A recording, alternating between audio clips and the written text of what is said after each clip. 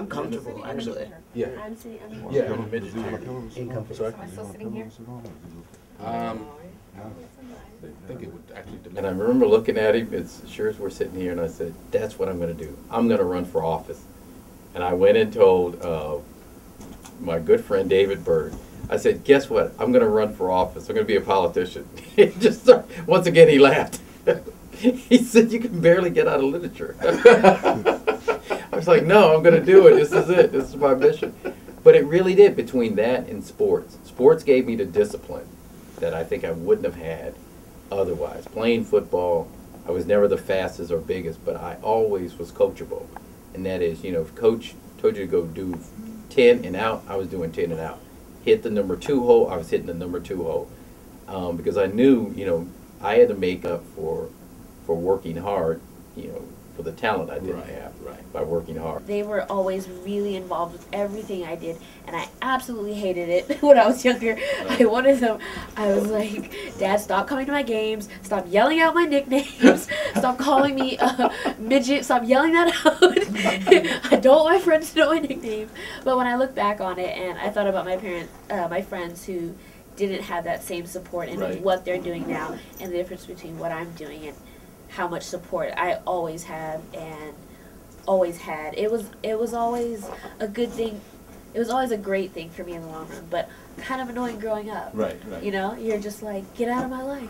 There was a dress that looked like one of the ones my wife always wore, and it just, you know, it just looked just like her. And I said, you know, that dress looks just like Sissy Beverly. That's something she would wear. And she said, you ought to ask her out. And I said, you know what? Next time I see her, I will. And you and some of your sorority sisters came around the corner. Right as I said that, she came around the corner at Garfinkel's. It had not been planned. And then you guys were getting ready for like a party that night. We were off campus. And you asked? I asked her. I figured I had to. Right. You know. It was a promise you made. It was fate. You know. Who knew? Right. That's how it is. And it started from there. It started from there. Growing up, I spent some time doing volunteer work for Casa de Maryland, helping out with immigration issues and things like that. And then also my parents always donated to a lot of, you know, national charities, for which we would, we were growing up, we would get Christmas money from like our grandparents and our aunts and our uncles. And every year my dad would say, do you want to spend the money or do you want to like get it all together and like give it to somebody else? And that's what we would always end up doing.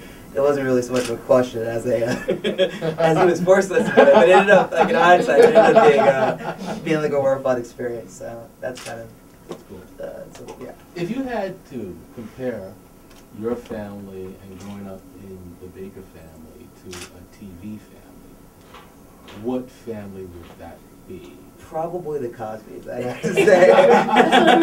The Cosbys or the Huxtables? It's probably a cross between the Cosbys, a little bit of Fresh Prince, and maybe Samson and Son too. You can like but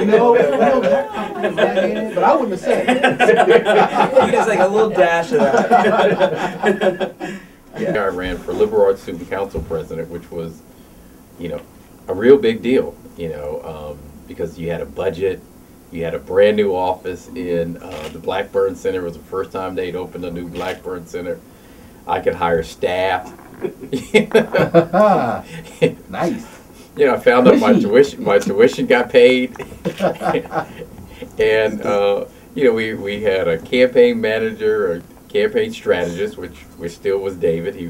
He was back home then. He was back in Massachusetts, but he helped organize everything, and it was great. So for my junior year, I won the position, and I became Howard Student Council Board Chair, which was the oversight of all the student government agencies. And so we orchestrated for me to be the chair, and so for that year we were running student government. Yeah. At least we thought we were running Howard at that. But it was great. It was a great exposure.